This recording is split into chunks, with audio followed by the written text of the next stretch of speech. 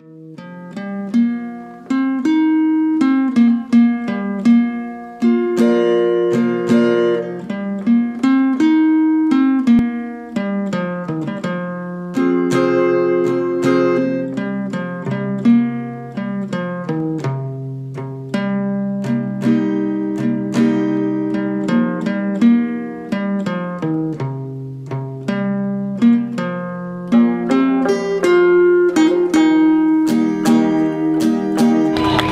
name is Jamyang Norbu.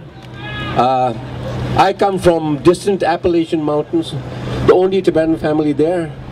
And I'm really, really excited and thrilled to be here at this tremendous rally. I think it was yesterday when I was just leaving, I was packing my toothbrush and things.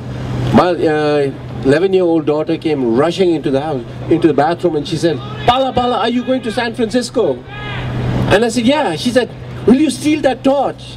Well, she had seen all this stuff on CNN, you know, what is happening in Paris and in London.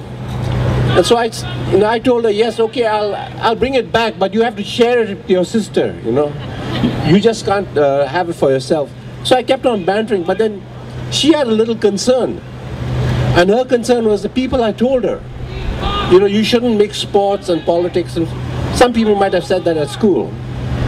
So I sat down and I tried to talk to her about why this whole thing about mixing sports and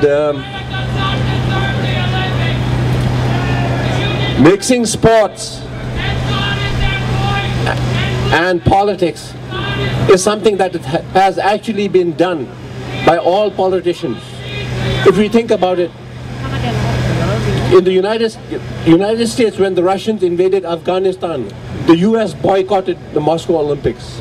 The Russians retaliated with the boycott when they had the Los Angeles Olympics. Even China has been boycotting the Olympics in the past for a number of occasions because they did not want Taiwan to be there. So politics always comes into such major events. And I think this is where we should really, you know, convince ourselves and our friends when all these questions are asked, we should be able to say what is going on. China is going to use the Olympics not just for the entertainment of its people, not just for sports, but for propaganda. You know, and what sort of propaganda? Why did they start the torch rally at Tiananmen Square? Why are they going to end the torch rally at Tiananmen Square? Essentially, they are doing it to rehabilitate their image. They want to make the world forget what happened in Tiananmen Square, you know, in 1989. That is politics. The Chinese leaders are doing that right now. So it is up to us. When we march, when we protest, we are not just doing it for Tibet and for what happened in Tibet recently. We are doing it for other downtrodden people, for the Uyghurs, for the Mongols. We are doing it for the people of Burma, for the monks of Burma who are suffering. Because the Burmese junta, the military junta, is basically a proxy, a surrogate dictator for Beijing. We are doing it for the people of North Korea, because North Korea is nothing but a proxy state of Beijing. So these are all captive people and captive nations that the Chinese empire is now holding. So it is up to us, not just to protest the Olympics, not just to protest the torch rally, but to shake that monstrous tyranny that we know as China. We have to topple that system. We have to break that system. And I want you to realize one thing. It has already started. The revolution has started.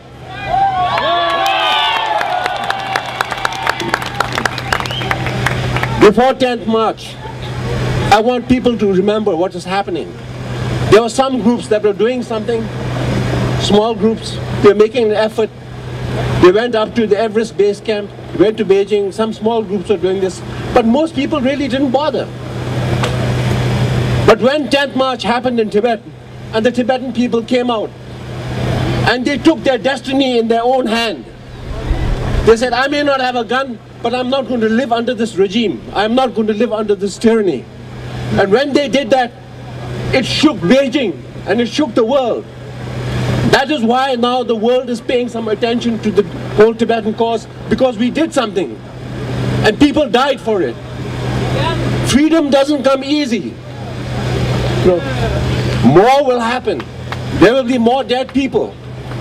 But because of His Holiness and the teachings of Mahatma Gandhi, we are not going to take other people's lives. But I think we, all Tibetans, are brave enough and committed enough to give up our own lives for the freedom of our brothers in Tibet.